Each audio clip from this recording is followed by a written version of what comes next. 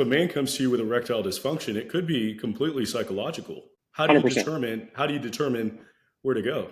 Before Viagra, and in the early days, 90% of erectile dysfunction was in your head. And then as we understood the physiology and the biology of erections and then the medications to treat them, we very quickly understood that 90% of it is probably physical. But what I do know is that even if it's physical, somebody who has continuous erectile dysfunction is in that slippery slope into failure mentality. And as men, when we fail, we avoid.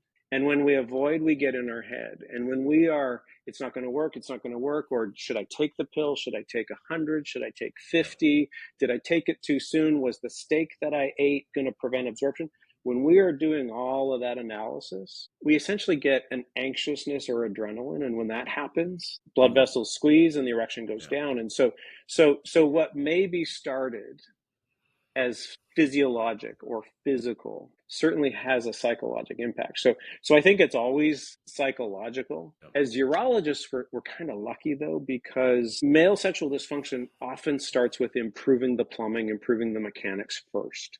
Because when we do that, we sometimes restore the confidence and we can kind of overcome some of that performance psychological part. And so we have leaned heavily on treating the symptom rather than the underlying cause, diabetes, heart disease, high blood pressure, treatment for prostate cancer, smoking, vascular disease, all of those things, hormonal causes. But I think getting to sort of a very simple response to your question, I think we always have to ask, even if the situation presents as a physical, how is this affecting a man's psychology? How is it affecting his partner and his relationship? And I think there's always a benefit when people say, could this not be in my head in a bad way, but could this partly be here, to offer the resources for sexual therapy or counseling in that more traditional sense.